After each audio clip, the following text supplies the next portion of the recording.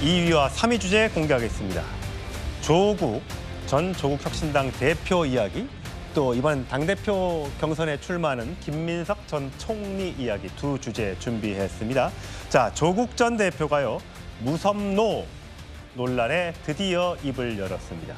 걸그룹 리센느를 타깃으로 한 발언이 아니었다 라면서 해명을 했고 사과를 했는데, 여러분은 이제 그 사과문을 보시고 진정하게 사과하는 모습인지 그렇게 느껴지는지 한번 이야기를 해볼까 하는데, 자, 노래를 하나 들어보겠습니다. 이 노래 참 노 엄청 많이 나옵니다. 들어보시죠.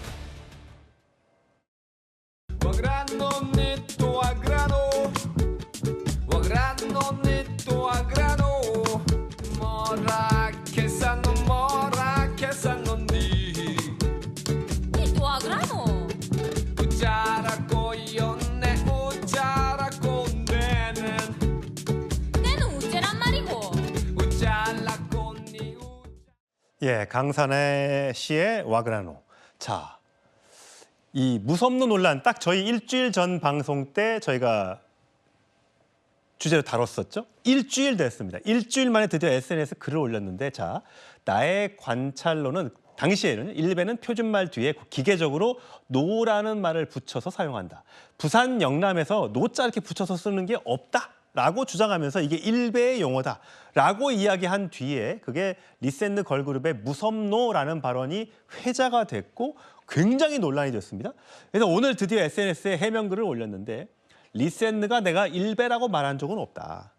아이돌 그룹에 대한 내가 지식이 없다. 아이돌 그룹이 저 리센느가 누군지도 모른다. 그런데 그렇게 얘기했다. 그러면서 리센느 야호라고 얘기했습니다. 자, 요거 어떻게 보세요?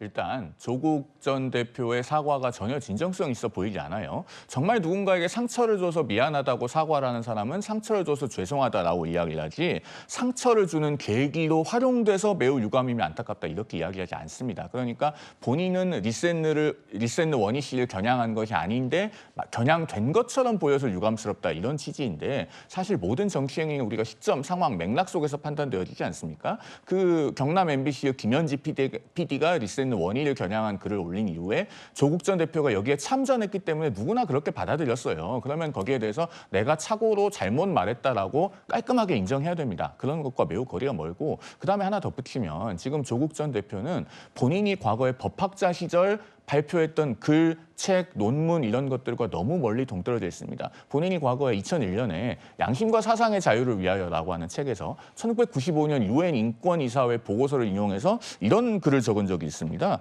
표현의 자유라고 하는 것은 국가 또는 일부 주민에게 모욕과 충격을 주거나 교란시키는 정보와 사상에도 적용된다. 이러한 표현의 자유가 없이는 민주주의 사회가 존재할 수 없다. 그러니까 표현의 자유는 좀 불편한 표현에 대해서도 적용되어야 한다는 거예요. 그런데 최근에 조국 전 대표가 보여준 언행은 어떤 것들입니까? 본인이 좀 진솔한 돌아봄의 시간을 가졌으면 좋겠다라는 말씀을 드립니다. 예, 성추인 부대변인. 네. 거제 야호 저건 뭡니까?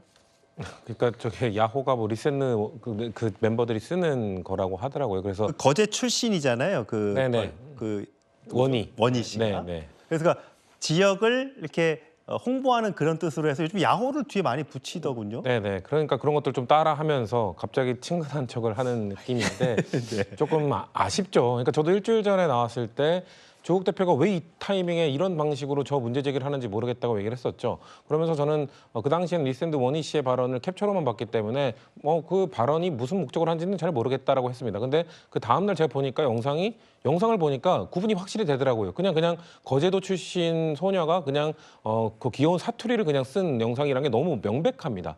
그렇기 때문에 저는 그 다음날 탑10 나와서 내가 몰랐다, 뭐 어떤 의도인지 몰랐다는 걸 사과하기도 했었는데, 그런 걸로 봤을 때 조국 전 대표가 지금 이 이슈에 대해서 본인 때문에 본인이 그 글을 올림으로써 리센느 원희에 대한 이런 공격이나 이런 것들이 더 심해졌는데, 그거를 마치 활용됐으니까 유감이다라는 거는 이건 출구 전략조차 잘못된 정무적 판단으로 한 거라고 저는 보고요.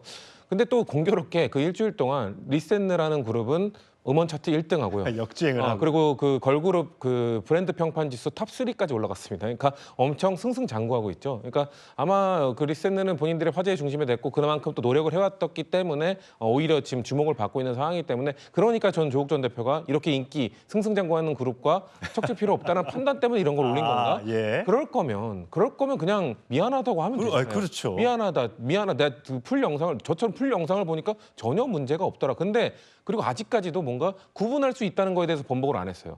저는 일베 용어 일본 쓰면 안 된다고 생각하지만 구분을 하기가 어렵습니다. 예. 구분을 하기가 어렵기 때문에 우리가 금지하는 게 불가능하다고 말했던 건데 조국 전 대표는 그 부분에 대해서 여전히 언급을 안 하고 있기 때문에 본인의 저는 고집이라고 보는데 고집을 꺾지 않고 계시기 때문에 국민들이 저 사과 아닌 사과에 대해서 공감을 못하는 것 같습니다. 네, 대구 지역 국회의원을 지냈던 홍석준 전 의원 하실 말씀이 있는 것 같아요.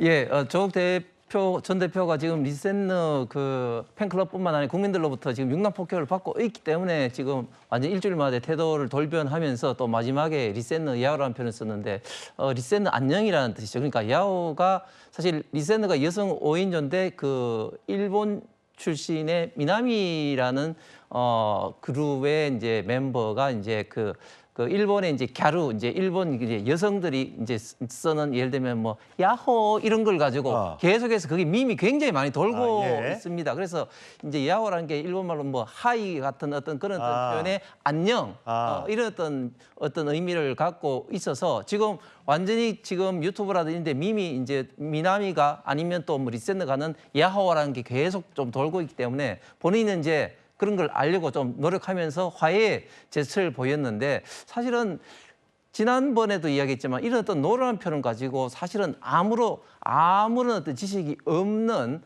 아저씨 같은 조국 전 대표가 그냥 좌표를 찍어서 그냥 일베머리로 그냥 낙인 찍는 이런 거야말로 정말 지금 2030이 좌파와 진보에 있는 사람들 볼 때 굉장히 꼰대다 이런 어떤 인식을 하는데 굉장히 좀 큰 역할을 하는 하나의 어떤 단적인 어떤 사례인 것 같습니다. 예, 유감스럽다보다는 미안합니다가 더 국민들에게 와닿는 사과의 단어가 아닐까 싶습니다.